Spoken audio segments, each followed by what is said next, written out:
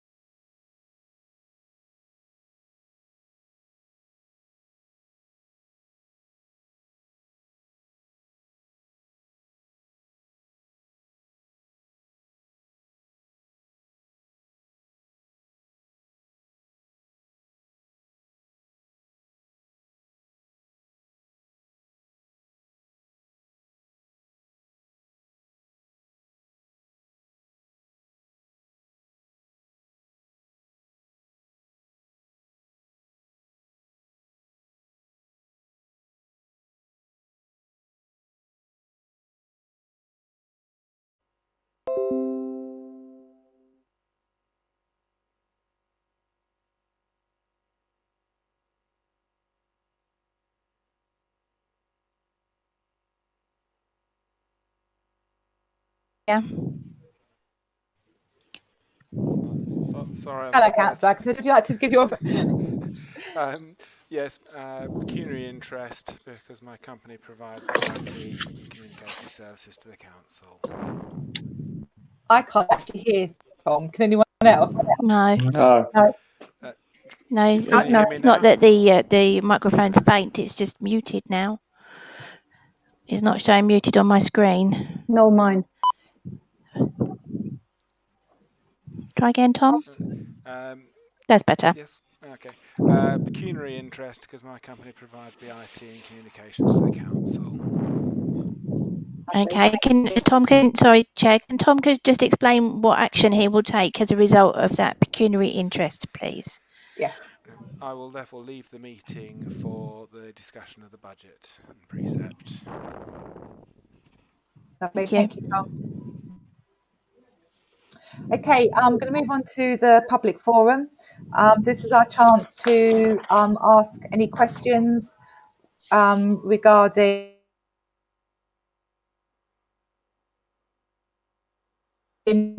for the church and the Rayne in focus. Tim, would you like to outline the reason for the grant that you're requesting? I presume that you've all seen the paperwork I sent through. Yes. Yep. So we're applying for a precept of £1,000 as we did last year. The receipts and payments report that I sent through shows for the period, the last financial year, April 2019 to March 2020, that shows a deficit of £766. That was in main due to Dick Chaplin resigned at the end of 2019, and there was a bit of a catch-up situation, so we've caught up now. So that situation that is shown on the receipts and payment account has now improved during this year, which is obviously you can't see that because you've only got a report up to 31st of March 2020. So that's that situation. I have a little brief report because I emailed Linda Taylor, who you know is the editor, and she sent through a little report which I'll quickly read out to you. It's only a short report, which I think might help to put a picture on the magazine. So she says the Parish Council now include a chair's report, which is usually an extra page each month. Article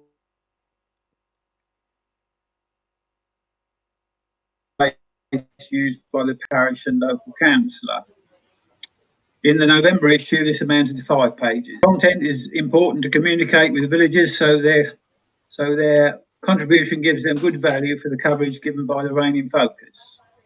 The magazine is broken down into 7 to 8 pages of adverts, and then she puts in brackets 10 to 11 is the maximum that you can carry if the magazine extends to 28 or occasionally 32 pages, in order not to overwhelm the content with ads. Church information and letter to parishioners covers around 5 pages, plus the front cover. Information and diary pages. Various articles and village organisations report, including the wildlife report, fill the remainder. The lack of village activities means that the magazine is currently just 24 pages. So that's where we are really with the magazine and how many pages of who does what sort of thing, just to give you a bit of a picture. I think, as we said last year and probably the year before that, and that as well, that as a valuable communication tool for both yourselves and the church. So that's all I've got to say, really. Thank you, Tim. I think I speak on behalf of the Parish Council. I think when we all see it as a very valuable tool for the village, and yeah, sad to see that it was in a deficit in the previous financial year, but hopefully, like you say, that's coming good now. My only question, which is actually more really to do with this financial year, was obviously there was 4 months where we didn't have a Rayne in Focus, due to COVID. So obviously there wasn't the printing expenses. Yeah. Obviously, I'm guessing it's going some way to help the deficit. I'm guessing. Yes, that will. Yeah. Okay. Obviously, that will show through in next year's report to you. Yes. Yeah. Councillors, do you have any questions for Tim regarding the precept request or anything to do with the Rayne in Focus? Yes, Paul.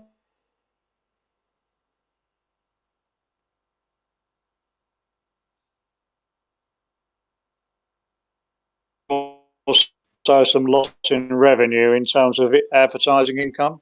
Obviously, was yes. Yep. Except we've got the situation where people have paid for a year.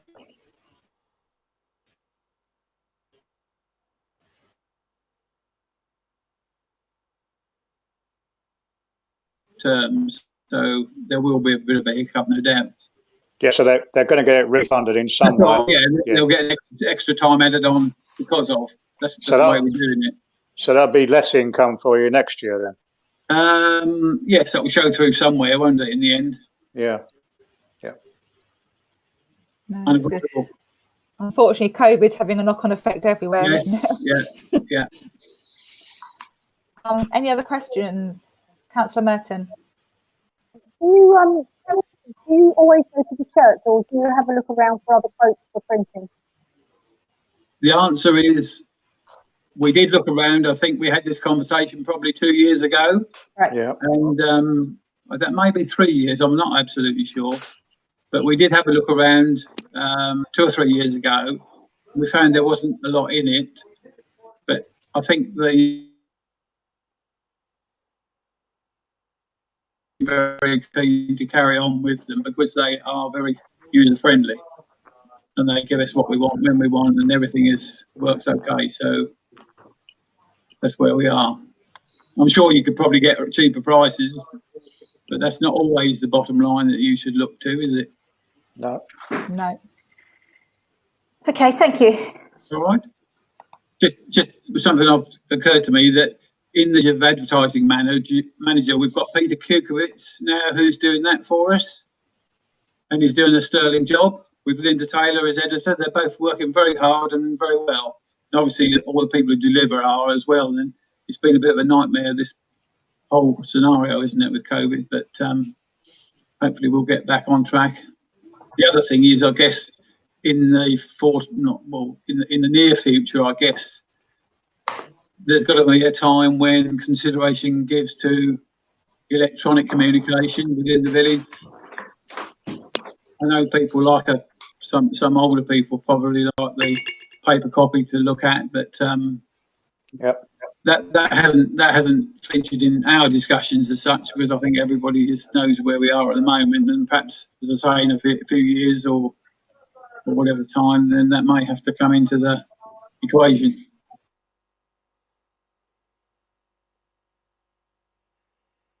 Village, and I think we all kind of like see it as a way that we know that we can get to everybody in the village, because obviously not everyone, obviously we do an awful lot through social media and we have websites and everything, but obviously the really main way of knowing that it goes through everyone's door, letterbox is the Rayne and Focus. And from a Parish Council point of view, we're very, very appreciative of everyone's hard work, that is done to get it out to everybody. So if you could pass on our thanks as always. And I know Sarah and I are often running tight to the deadlines as well. So as probably everyone else is in the village, or so I hope. No, we're very appreciative. Thank you. Thank you for that. Any other questions? I haven't, no. No. Thank you, Tim, for attending. You're more than if you want to leave the meeting, and you're more than welcome to watch on the YouTube to see the outcome, or just go and enjoy your evening. Thank you. I'm sure Sarah will let me know. She will. Yeah. Thank you very much. Thank you, Tim. Thank you. Bye-bye. Bye. Fantastic. So we've got no one else for the public forum. So we're now going to move on to the consideration of the proposed budget and precept.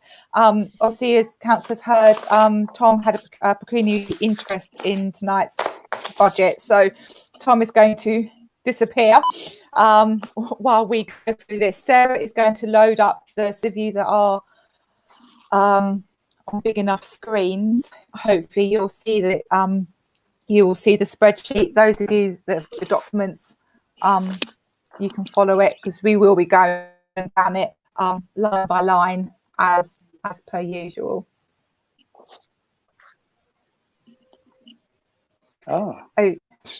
It's come up on the app this time.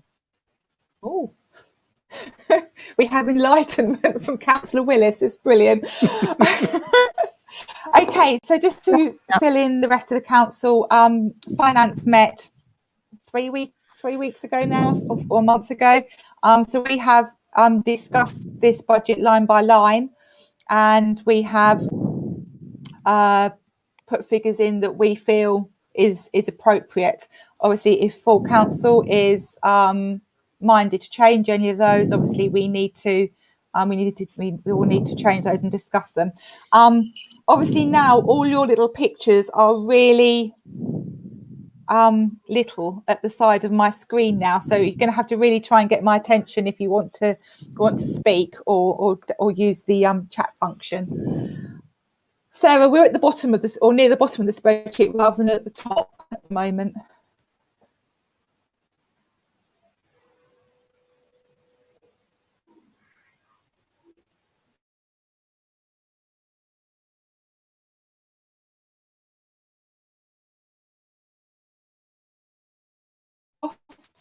And we have the 2 gross salaries, or added three gross salaries, which is including a 4% increase. This is to cover the already agreed increase for the groundsman's salary to bring them in line with BDC people, staff, and a 4% increase for an annual increase that Sarah gets. Does anyone have any comments on those? Councillor Willis? Your audio, Anne. I can't hear you, Anne. Oh, really? Can you all hear me now? You're Yeah, I can hear you. Yeah. Yeah. So did everyone hear what I just said?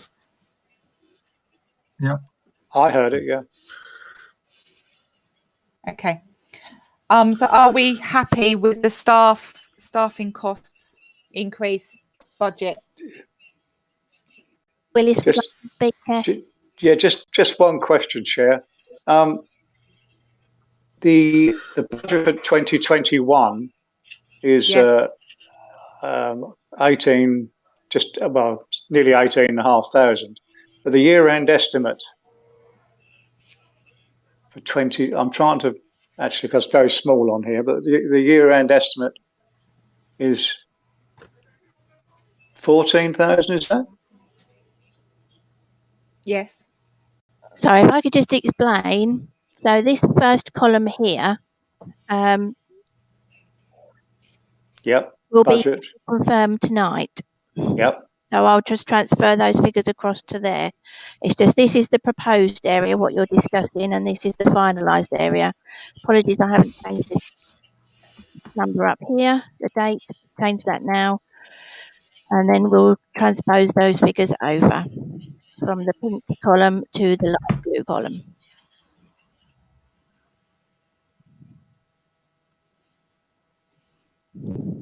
So,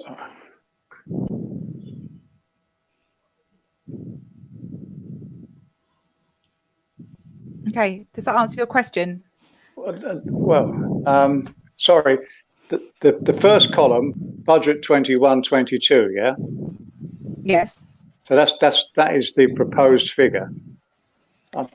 No, sorry. This one here is what you're discussing tonight. This is a pink column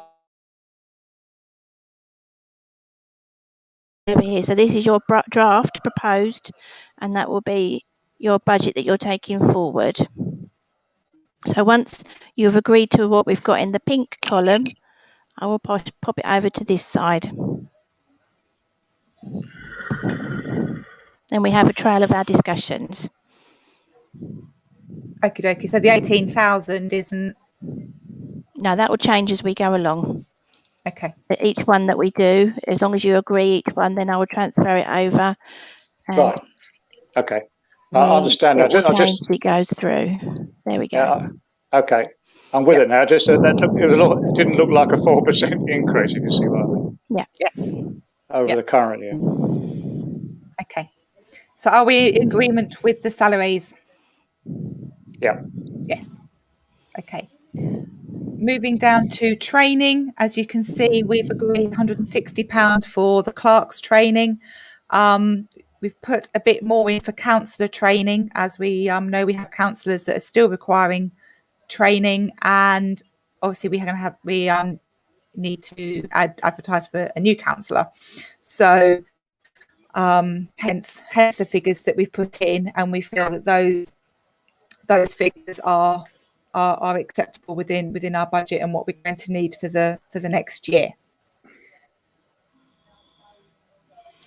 Any questions? No, so I think we're happy to take those across.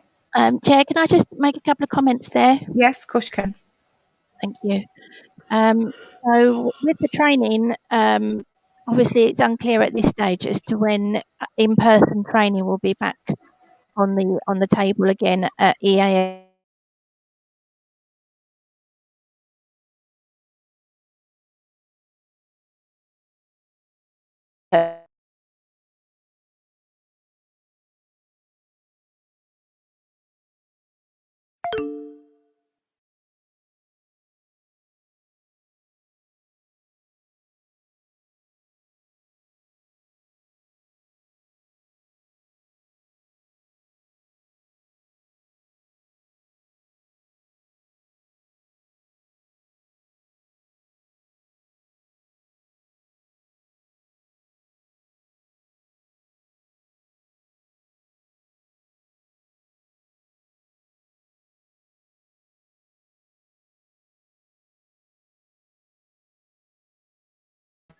At the meeting that I attended last week, we did discuss the possibility of it eventually being available online.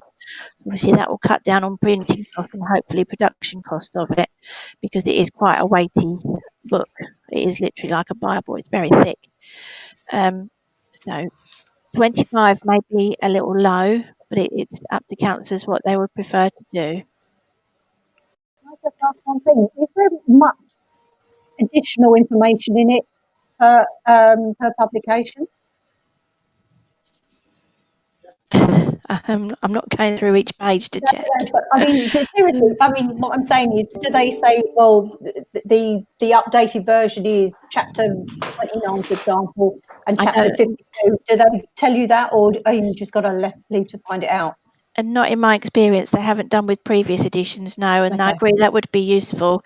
Yeah. When I've worked in the private sector and even in the public sector, when you get legal books come through with updates, you get like a small pack of pages to change the book. But this is an actual bound book, so there isn't that opportunity to change the pages. It is the whole book that is reissued, unfortunately. But they don't tell you that there is an update on Article XYZ or something like that, so you know what's been changed. Do you know what I mean? Not as far as I'm aware. No. Okay. I know that would be very useful. Something perhaps they ought to think about. Okay, thank you. I mean, it's something that actually we don't often talk about, this book. And then it's actually something today that Sarah and I did discuss when we were having to perhaps look up something that we needed to know.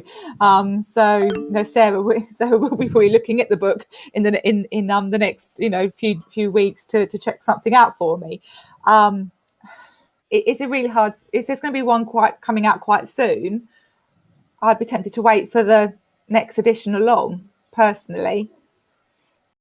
Yeah, I understand. I mean, the legal representative, we had a solicitor at the meeting on Thursday, and he has now been asked to edit the book in place of that passed away this year. So going forward, that will be his job. So he did actually refer to 2 forthcoming editions. So yes, I agree. It's a lot to pay out every year for something that we refer to, once or twice a year, perhaps. Chair, I could just possibly, one idea is if Sarah knows of another parish that's actually purchased it, this edition, and if we need to refer to it, perhaps borrow their book and vice versa when we purchase the next edition, just as a cost sharing basis. Just an idea. Sarah, your thoughts? Just an idea. It is a good idea. The only thing at the moment is it's a little bit difficult. Oh yeah, I know now.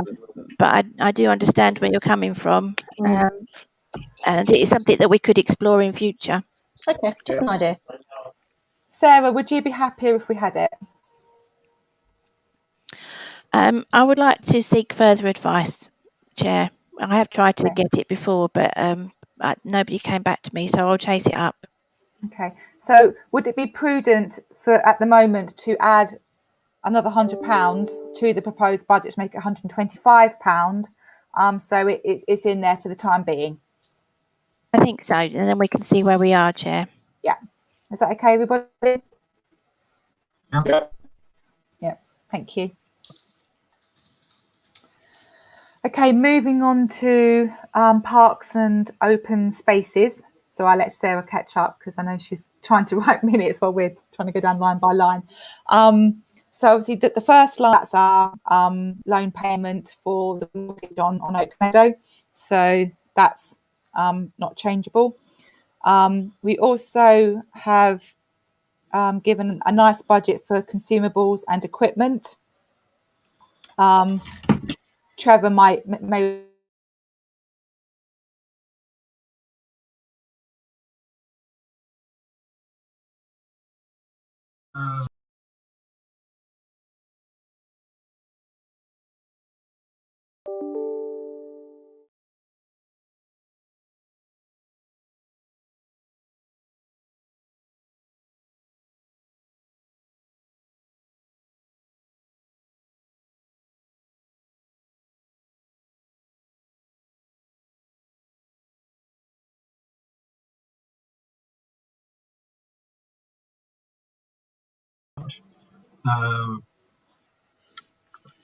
But I think ultimately the key thing I wanted to point out was obviously the equipment replacement fund. In the meeting, I outlined where we were against the equipment replacement position, and I think we're slightly behind where the equipment amount goes up. It's really catch up more than anything else. Yep. Thank you, Trevor. Also, we've got street furniture for to do items like bins and things like that. Tree maintenance we've kind of left the same because we might have some maintenance coming up. You just don't know what's going to crop up during the year. The grounds contractor at £608. That's a 4% increase as well, where we've given an increase to the clerk and groundsman. We've given him a 4% increase as well to be in line. The equipment earmark fund is what I was just talking about, really. Yes, that's what you were just talking about. Big hike. We're roughly, I think it was £1,300 behind where we should be. And that basically accounts for the change in, or the big change for us. Yes, Trevor presented to finance a list of all of our equipment, how old it is, how many more years it may have left. So it's definitely prudent to start saving, or to carry on saving. And also there's some new equipment that we're looking at so that the council can be more efficient. So yes, that's why that £2,000 is there. Moving on to the BMX track, this is £500 that the village hall bills us to help with the maintenance of the BMX track, obviously, because that's what the line's called. So that's okay. The nature reserve, that's zero, mainly because it has its own earmarked funds of around £4,000 already. So we've agreed not to put more into the nature reserve at the moment because it's got funds that it can use itself. And then the planters that are done around the village by our lovely volunteers. Obviously there's a figure in there that we thought was okay. And then the telephone box, isn't really telephone box relocation now. It's more telephone box refurbishment. So this is from costings that Councillor Willis has done for us. Chair, can I just quickly go back to the planters? We're looking at £205 for the planters. Are they plants that are replaced each year, or do we have ongoing plants that we just purchase one off and just maintain them? Because that's quite a lot of money. I don't know how many planters we've got in the village, but that's quite a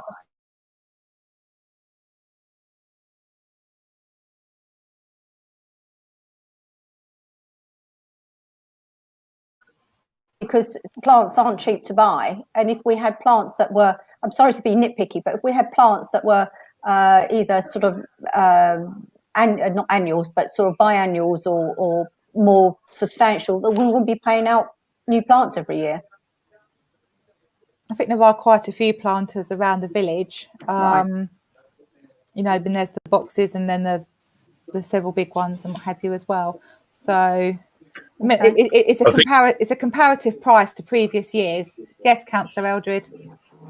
We did talk about a new planter at the Telephone box. the site of the old telephone box.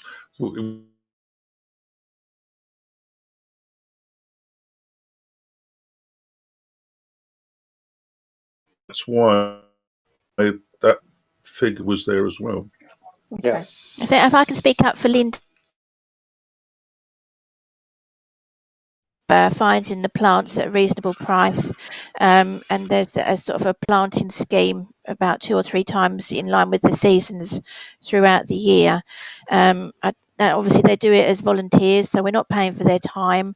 Okay. They do get complimented by villagers who are passing them when they're looking after the pots and they're planting them and on how nice they look, and I think it really does help to brighten up the village. I'm not taking away from that. If we've got 10 planters, then £205 is probably quite a reasonable price. But if we've got 5 planters, then, you know, cost per planter has to be factored in my book. Do you see what I'm saying? So if you've got railings, you've got planters, and you add them all up, and there's say 10 of them, then that's probably a reasonable price. But if you look at it on the other side of the foot, if you only had say 4 of them or 3 of them, then it is expensive. So that's how I'm looking at it on a cost per planter situation.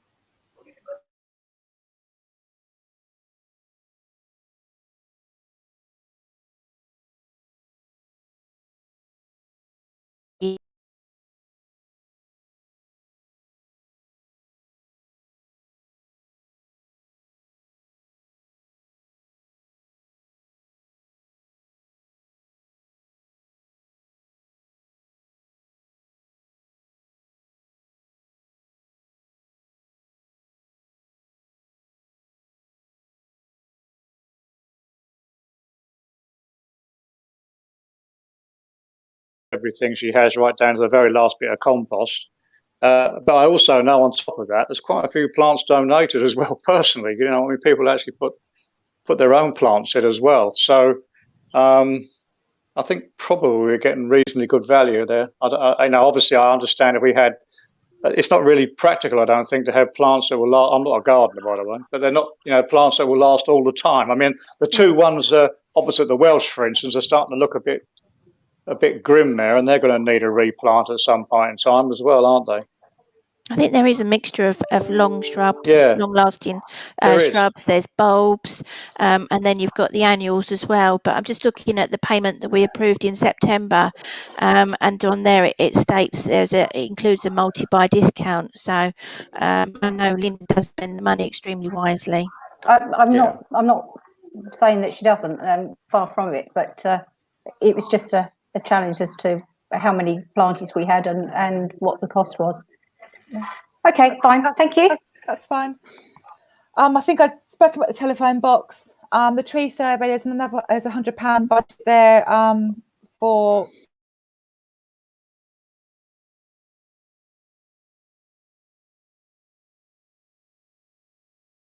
got some money in there for it. Need to scroll down because I can't see the next line now. Sorry, I was okay. Just coming back from documents. Then we've had to really estimate the electricity for Gould's Farm because we don't know what it is going to be yet. That's a complete and utter estimate. We don't know. I think that can come down a bit based on what I know now. I would say we're probably looking at 200 max. Okay. But it can come down, I think. Okay, I'm happy to. So is that 200 plus the monthly lease? Oh, yeah, the lease, isn't it? That's the lease as well. So it's 120. It's 120 for the lease, and then 180. Oh yeah, sorry. Yeah. Sorry. I said 200. So yeah, sorry. Ignore me. I was looking at 320, and I forgot about the lease. Yeah. Me too. So don't worry. So we'll leave it at that. And then this line, village enhancements, is a line, a fun line, so we can do something nice for the village. So, for example, last year this line was called village questionnaire. So where we had issues or something, ideas come up from the village questionnaire. That was what this line was last year. We've renamed it village enhancements. So there's £1,000 there to do something, a new project within the village. For example, like when we had to have a new notice board, if we hadn't got the grant, it would have come out of this budget. So that's giving us a little bit of leeway to do something nice for the village as well. Or as we found with this year, when you get to Christmas and you're coming out of a period of lockdown, and we weren't sure if there would be much celebrating in the village, if we could do our bit for something like that. I think we were struggling to find anywhere in the budget where we could cover that sort of spend. So this would help with something like that, which we can't foresee, because obviously nobody knew this time last year that we would be in lockdown for the majority of 2020. So that just gives us a little bit of movement, really. Does everybody agree with those figures for open spaces? Yep. Lovely, fantastic. Okay, moving on.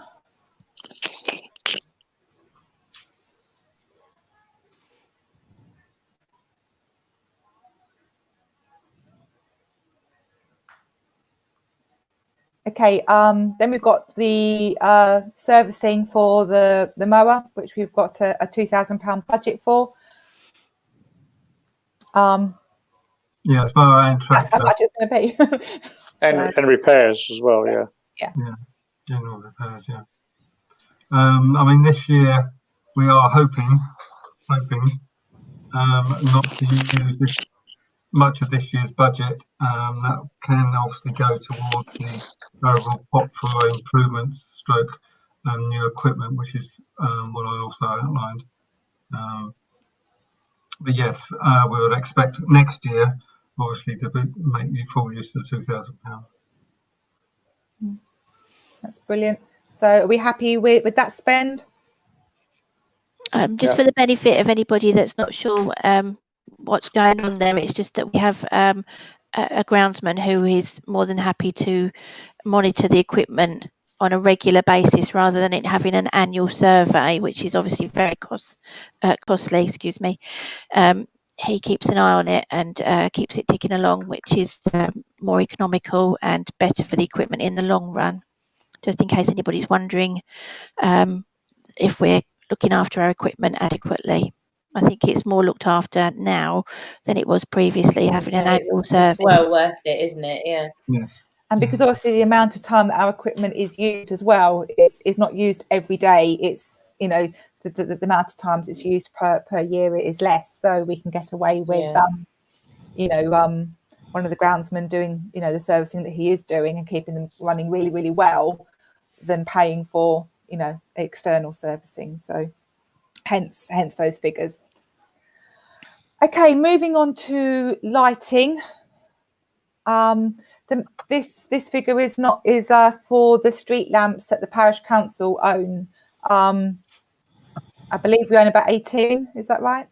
13, yeah. 13 around the village. So this is for the normal maintenance, repairs, and electricity for those street lamps. Obviously, repairs is an unknown figure. Obviously, so far we haven't had to spend any money on repairs this year, but it's only just turned to winter, so it's a bit of an unknown estimate for that figure. But essentially, we're probably near the ballpark with those. Any questions or any comments on that?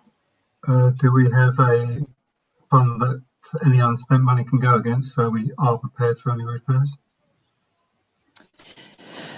I need to follow up, Trevor, with A&J Lighting, because they didn't do their annual visit, obviously due to COVID. So I'm not sure that there will be an underspend. Obviously, at the moment, we've got this estimate for the year end, because normally they would undertake their annual visit in August, which is quite costly. So when I get a moment, I will be following up with them if that will be taking place early next year, or what their plans are. Any other questions? No. Okie dokie, we'll take those figures across then. Moving down to the churchyard, the £50 is what we pay for the wreath, what we donate to the Royal British Legion for the wreath every year. And the new ashes wall, we were going to fund that from the reserves. Any comments? Yeah, can you hear me? Yes. Right. The Ashes Wall, we're not allowed to do any building work on church grounds. That's in the 1897 Act of so-and-so. But if we did the Ashes Wall on the burial ground, then we are allowed to do it. And therefore, that would be okay. Yeah, this is really difficult because obviously we have something that has already been built on the land, and it's an extension to what is already there. So there is a precedence. We have checked with NALC and asked about, and it's very inconclusive as to whether the 1894 Act of Parliament still covers what you're saying. You're still there? Yes. Right. Yes, it still covers. NELC shoved out in one of their emails about 6 months, a year ago, about it, and said that it still does cover building work on churches and things. I believe you can still do something if it's for the good of the community, and this would be for the good of the community. That's not what the Act says. That's not what NELC say. Well, see, we've also asked now, and I have emailed to the effect that it's not conclusive, and it could be taken. It could be taken to court all the way up if someone wanted to take it to court, but they don't feel that it would be an issue, because when you're doing something that good for the community, that it would be turned down. Yes, we may get away with doing something illegal, but since we have the option of doing it legally with the burial ground, then maybe we should follow the legal method.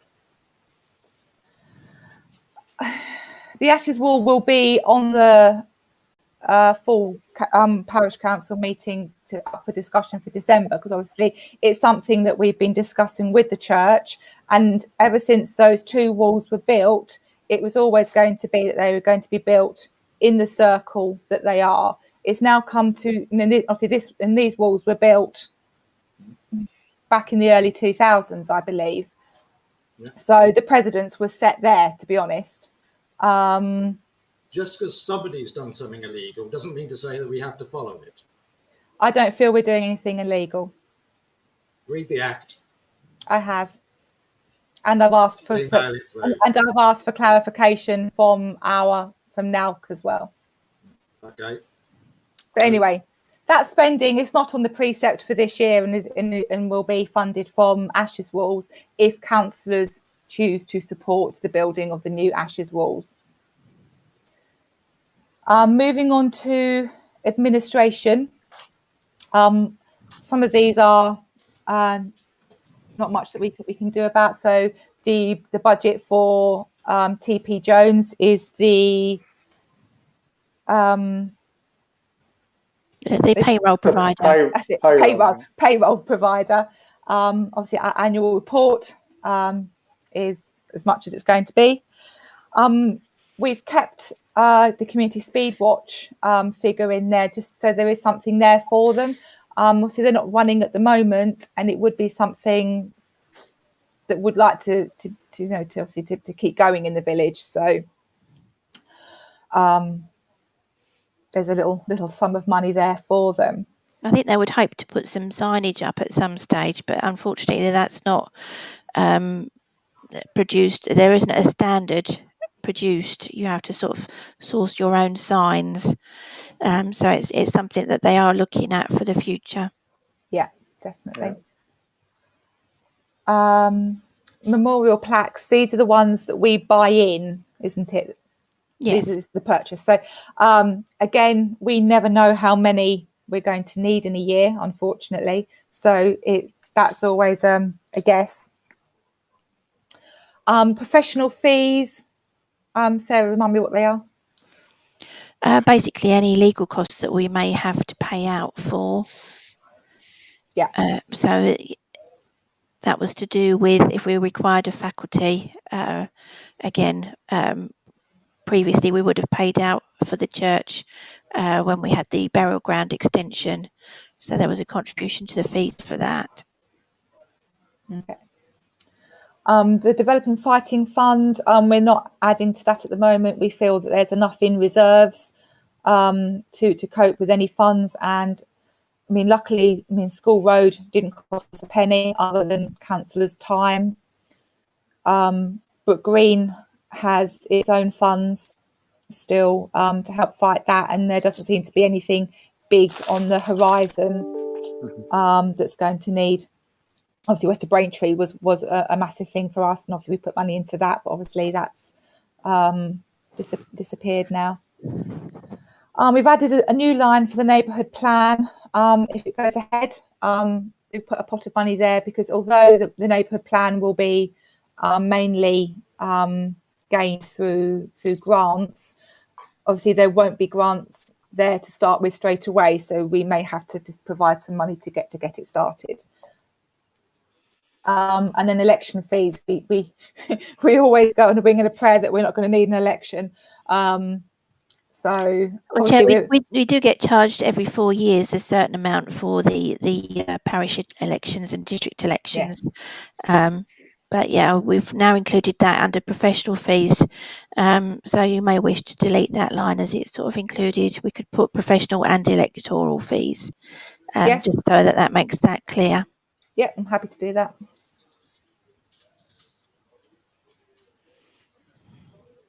With those figures, are there any questions and do we agree? Chair, the memorial plaques, aren't they actually matched by income? Yes. So yes, they're not actually a cost as such. I mean, we include the two lines, but they're not. Now, whatever we spend out on memorial plaques, we get back in again, don't we? With a little bit increase. Exactly. Yeah. To save up for actual. And to cover any of the compound that's required to fix them to the existing walls. Yes. Yeah. Okay, moving on to admin resources. Stationery we're keeping quite low. Sarah doesn't feel that she needs that much. We're quite well stocked and obviously much done electronically now. So stationery's gone down quite considerably. Obviously, you can see from our spend to date in the previous year, we haven't spent hardly anything. The same with postage. Everything is emailed. Printer toner. We've put a, I think that was comparable to the last toner that we bought, that Sarah got a good deal with.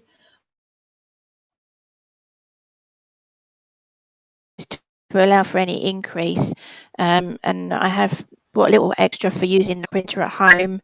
But the toner cartridges we purchased for the main office printer were long lasting, and they have indeed been long lasting, so they were well worth the slightly additional outlay at the beginning.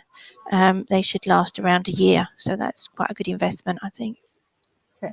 Compared to what we were paying previously. Sorry. That's good. Are we happy to have that figure at £400 then? Yeah. Mm-hmm. That's fine. And then the insurance, obviously, that's is that our public liability, the main insurance? That's all the insurance together. All insurances together. Mm-hmm. Obviously, Sarah goes through and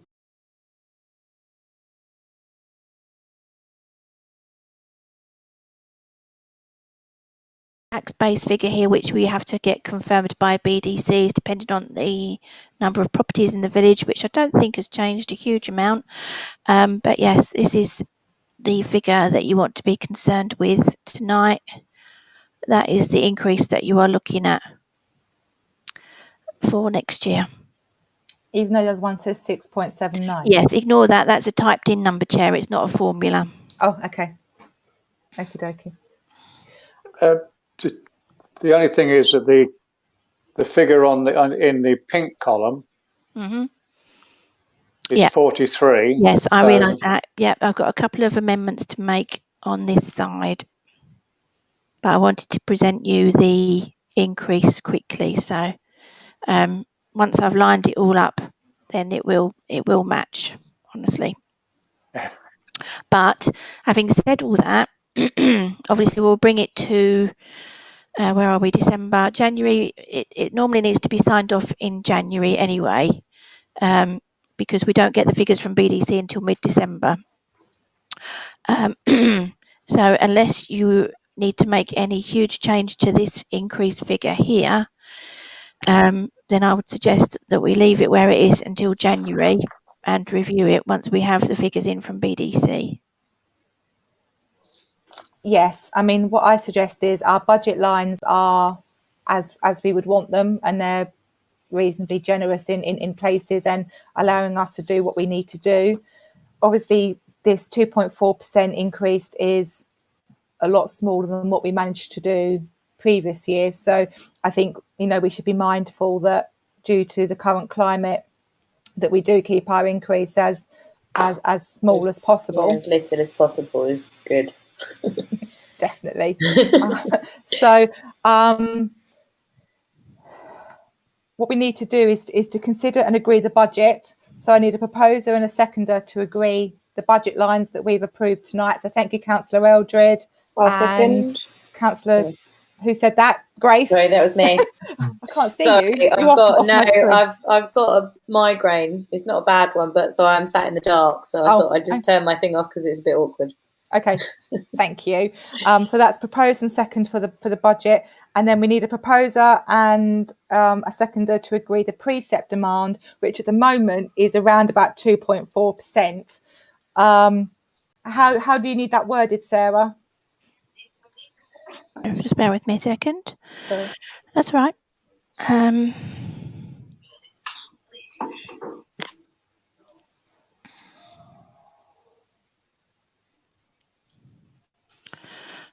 I think if we say to increase the budget, to increase the Precept demand by no more than 2.5%. How do you feel about that? Is that going to be tight if we don't have the surplus income come in? I can take that off so you can see where that leaves you. Just in case we don't get anything from... so that's this one here, the £400. If we didn't get anything from BDC, where does that leave us? Okay. That makes it up to 3.3%, yeah. Do we think, councillors, it'd be prudent to agree a Precept on 3.3% just in case we don't have anything come from the surplus fund? I would say so. I'm happy to agree that, Chair. Purely based on the fact of how this year's gone. Yeah. And I also don't think that 3.3% is bad still. Yeah. So I think if we go with that, and then we can actually go, no, we are going to keep it to still quite low. I think anything less than 4% is brilliant. Yeah. I think that's what Don used to try and aim for, less than 4%. Yeah. It's always a good figure to be under. Yeah, exactly. So who is proposing? I'm happy to propose. Councillor Rippingale, and second? Councillor Merton. Lovely, thank you. We can have Tom back now.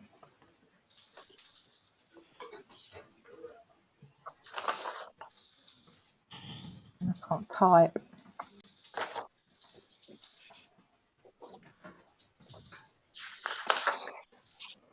Hopefully he's now watching the... Yes, Councillor Spencer. Yeah, luckily I had a copy of this so I could look at it line by line on a separate screen. But I can't see. I've just got a black box where all of this should be. Are there any other documents I'm going to need to look at line by line? No. So I'm going to have to go onto my phone if that's the case. No, you're all good now.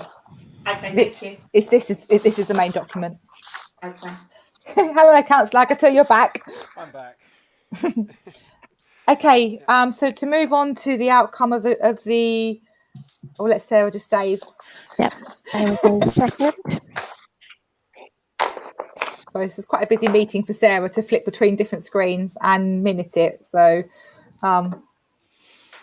we will bear with her. That's okay. Carry on now. I can listen to the recording. Thank you. Okay.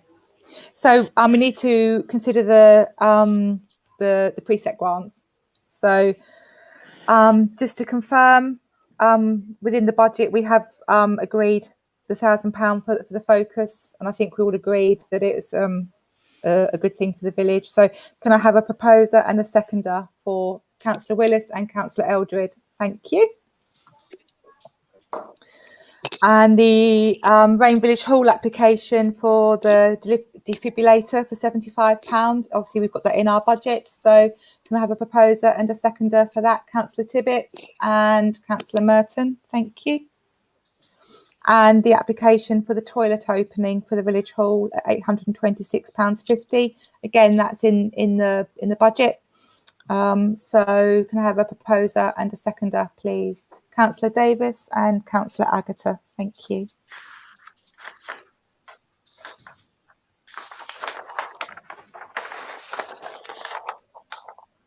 Okay, now moving on to the requirements for our audit and the regulations. We need to appoint our responsible finance officer, our RFO. That is normally the clerk anyway. I have actually asked Sarah if she would like to continue in the role. And she said yes. So I'm happy to propose Sarah, the clerk, as our RFO. Can I have a seconder, please? Thank you, Councillor Rippingale. Sorry, Sarah.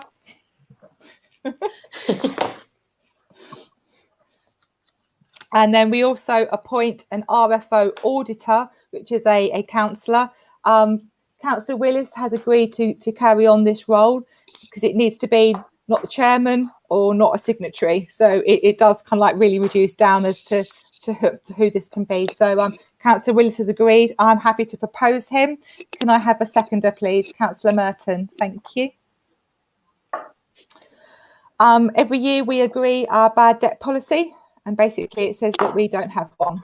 Are we happy to propose and second that? Thank you, Councillor Eldred and Councillor Rippingale. Am I going too fast, Sarah? Sorry. Okay, we need to agree the financial standing orders. These for the have been updated this year. The online banking. So there has been the addition of online banking, and also to the line above that talks about cheque payments or other payments raised, and then online banking, we have also added that they're only authorised after full council has approved the payments as well. That bit about full council wasn't in the standing orders before, but obviously all payments, whether they're raised by cheque or by online banking, are approved by full council first. So that's just some clarifications. Are we happy to approve those as we've proposes? Yeah. And seconder? Councillor Eldred, thank you.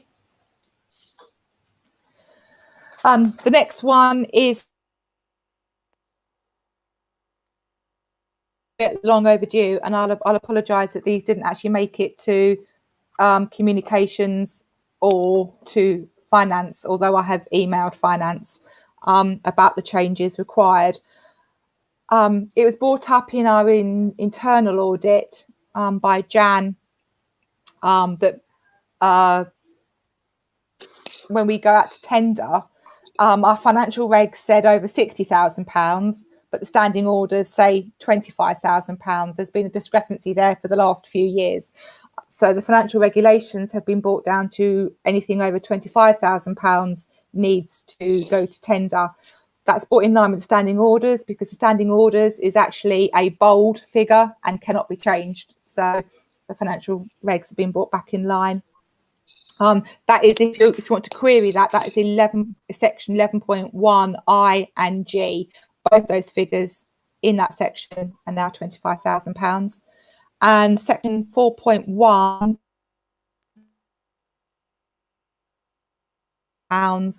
to a duly delegated committee. That's because the finance committee, in its terms of reference, can emergency spend £1,000 or up to £1,000. So those are the changes that are proposed for the financial regulations.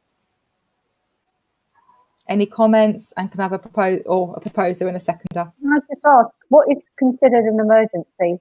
Has that been defined?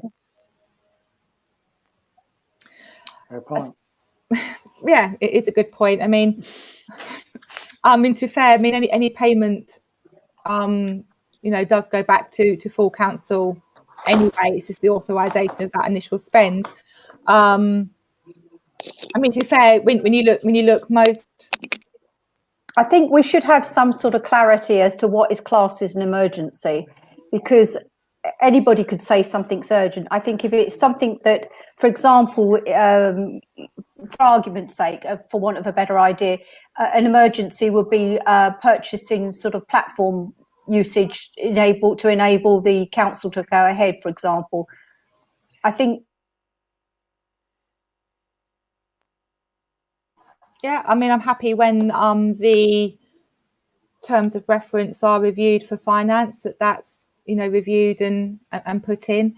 We can have a look around and see if what it's hard because you never know what an emergency is going to be, but I think you can determine it as in the smooth running of the council.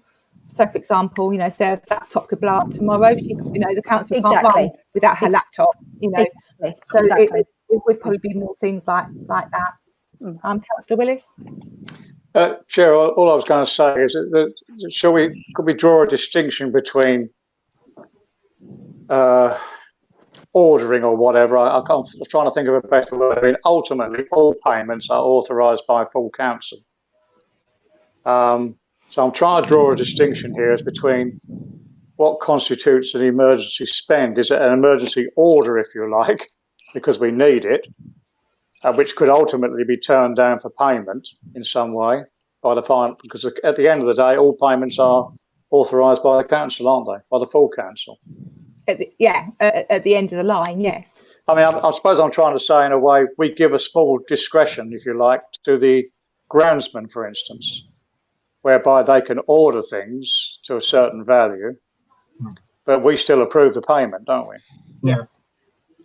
Do you get my distinction between the two things, i.e. between actually spending the money and actually authorising the money, if you see, authorising the potential to spend that money. And it's the same with the fuel card and that kind of thing. It's money that's kind of like spent that we approve. That's right. We get, as I say, the groundsman couldn't function if we had to agree everything before they spent it. So we give them a small discretion. I mean, I suppose what we're saying here is that the discretion given to the finance committee in an emergency is £1,000, and perhaps that does need a little bit of clarification around it. I think that would come under the terms of reference for the committee rather than the financial regs, because these are actually model financial regs from NELC anyway. Right. It's just the figures. Yes, Joe, I just wanted to say that I think this year has shown us that you can't cater for every eventuality. So it's difficult to narrow things down too much. You don't obviously want to run away with spending, but anything, as you say, that stops the normal business of the parish council is considered to be an emergency, and I would keep it as loose as that if possible, rather than confine it down too much. I mean, for example, finance committee at the last minute authorised the spending for the telephone box relocation, to pay the fees for that, because it was very last minute and we had to act there and then. It wouldn't have got done if it hadn't. But we were spending money that had been budgeted for. So I think, you know, if it's money that's budgeted for as well within a budget line, those delegated powers are there in place to be able to do that kind of thing. Councillor Willis. Yeah, I was just going to say, I mean, in the real world, of course, you know, there has to be some small delegation of powers or delegation of discretion. I mean, whether £1,000 is the appropriate amount, I don't know. But at the end of the day, there has to be, for the smooth running of any organisation, you can't basically call everybody together to agree every single amount, can you? In reality, so there has to be some. But I don't know. I mean, it's a reasonable question. Maybe the, you know, what we've done in the past is just say it needs everybody's agreement for an emergency spend. Is that feasible though? That's why you have delegated powers to a committee. Fair point. Otherwise, you know, the committees are doing that work for you rather than have to go to full council all the time. Councillor Eldred?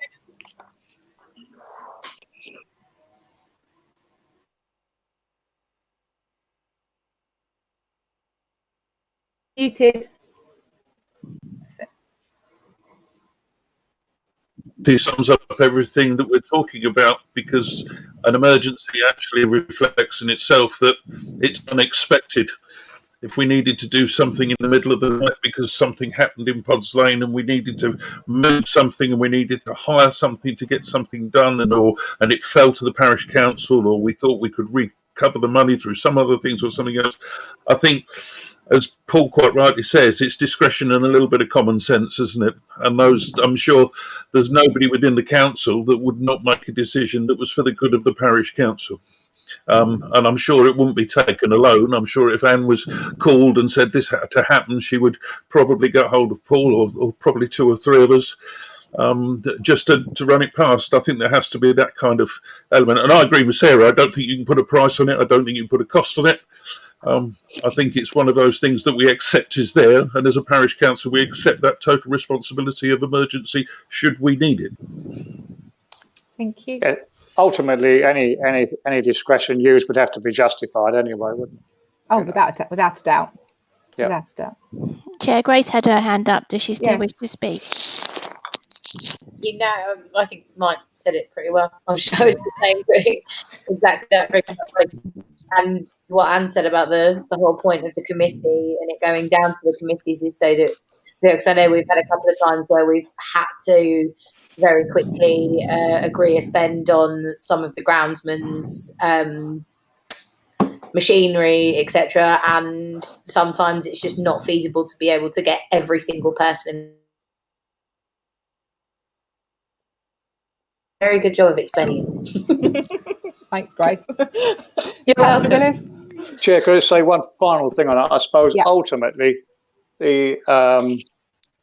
any discretion is held to account at the end of the day, because obviously the full council always has the opportunity, or any member of the full council always has the opportunity to say they don't agree with it. Yeah. So there is accountability in that respect. Definitely. So can I have a proposer and a seconder for the change of wording? Thank you, Councillor Meehan, and Councillor Spencer. Thank you. And obviously, if there's any issues with terms of reference going forward, they're reviewed in May, I think, when the committees are first formed. So each year. So thank you. Now we need to note the final report from our external auditors. We do actually have a clean audit. Sarah's teeny-weeny bit annoyed with a couple of the comments on it, mainly because the public rights of exercise they've picked off. The public rights happens in July, but we were guided by the fact that COVID, and we were slowly coming out of lockdown.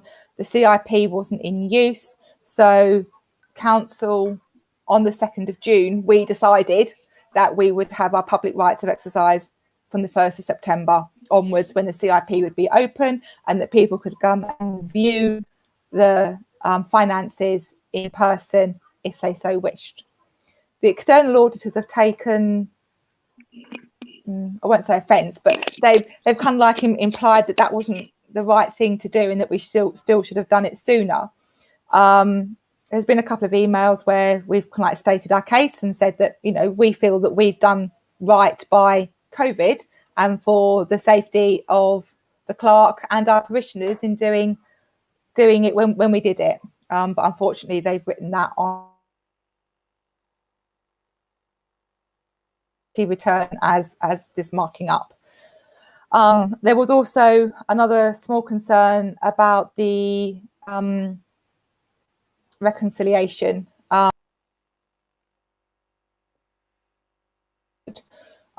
with that. Sarah, do you have any comments to make from that? Further to add, really, Chair, I did check with our internal auditor, and she was surprised that the exercise of public rights issue was highlighted as well. Unfortunately, I haven't been able to raise it with my fellow clerks to see if they had an issue as well. But yeah, she thought it was very picky. So there we are. And just disappointing that we've got a great big paragraph on our audit saying all that, really, when we don't really feel that was our fault, and we had guidance to say to do that. So, Chair, what was wrong with reconciliation? Was it something not quite right, or didn't balance?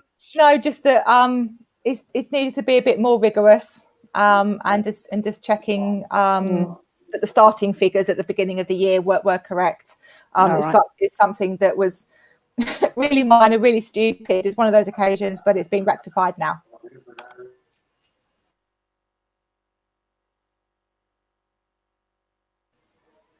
Yes, I'm happy to propose this year's annual return, and Councillor Rippingale, a second.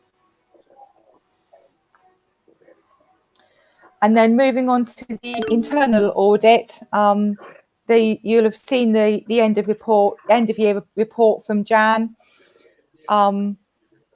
Again, I think we've come out very well. There was just a couple of instances. Again, the reconciliation was mentioned, and obviously, again, that's been rectified. We were commended for the fixed asset register, that had been updated.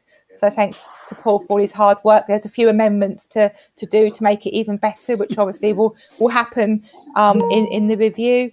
I think she liked most of our workings, and obviously I think if you read through it, that's where I discovered about the £25,000 tender part for the financial regulations. Just one of those insignificant internal audit. She didn't really have much to comment on, really. We have to keep finding new policies to do, so that we review everything to make sure that she can't find anything now.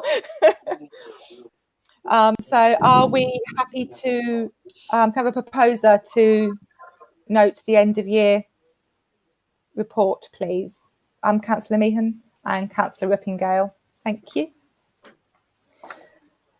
And obviously we need to appoint our internal auditor for the next year.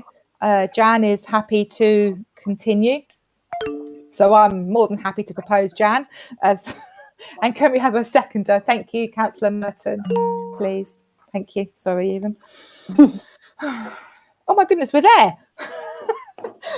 That concludes our Precept and budget meeting. So the next Parish Council meeting will be held on the 7th of December. Any items to the clerk will be required to her by the 26th of November. And I just wanted to say to councillors, thank you for your patience getting through the budget line, and for any members of the public watching. I really hope you enjoyed us mulling over how to spend the public finances of the parish council. And I wish you all good night. Thank you. Good night. Good night.